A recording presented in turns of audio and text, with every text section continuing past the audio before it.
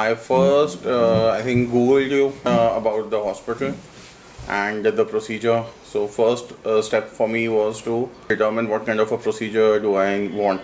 I started meeting surgeons, and in the first round, people suggested that you get a balloon put into the stomach, or some people suggested that you get a sleeve done. But it was not very convincing because I wasn't satisfied by other procedures. Then I got to know about Mini Gastric Bypass. So I studied the Mini Gastric Bypass, and it sounded convincing because firstly, it was a reversible process.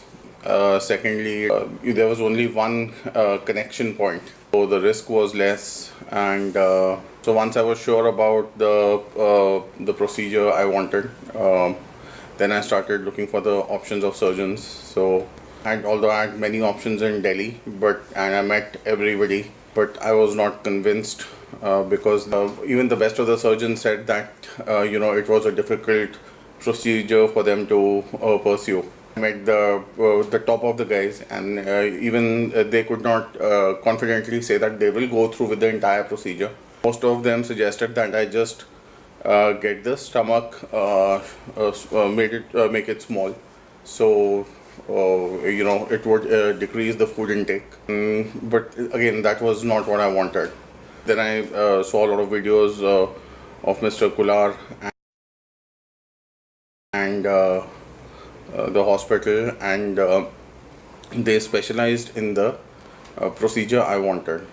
I've seen Mr. Rutledge's videos. He's the one who invented this procedure, and what I know of is he taught it to Mr. Kular, and he has visited this facility off and on. But after that, I did extensive research on Dr. Kular, if there have been any mishaps or any cases so it was all clear.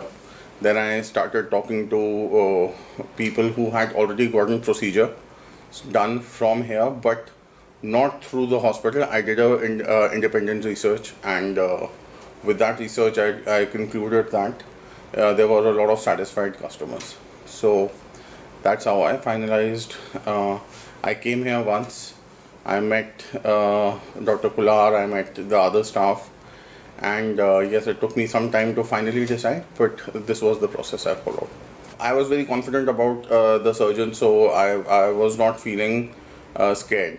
So even though I knew it was going to be a complicated procedure, but I was confident that I was in the best of the hands. Could not have gotten to anybody better. So when I checked in, my weight was 236 kgs. I was immediately admitted. My oxygen levels were low, and I was breathless and in a very, very bad shape. So I was admitted, and I was put into the ICU for a prep and everything, and after a day's time, I was ready for the procedure, and then I got the operation. I got the surgery early in the morning, so the same afternoon or evening, I was walking around totally. I passed the urine myself all through. I did not have a catheter, so that was one of the amazing things, because it is prone to a lot of infection, and it at times gets painful also. But it was just not even a catheter wasn't put. I was just passing urine normally. I had liquids the first day, liquids the second day, semi-solids the third day. So nausea was 0 out of 10. Any kind of vomiting was 0. That was the process, and my capacity kept on increasing, and I had no pain or irritation while eating. And it was very, very comfortable as it can get. Today I'm having eggs, I'm having paneer, I'm having khichdi, dahi, and I've been allowed to get onto normal diet from today. I'm feeling much better. I'm walking around much better, even though this is in the middle of nowhere in Bija.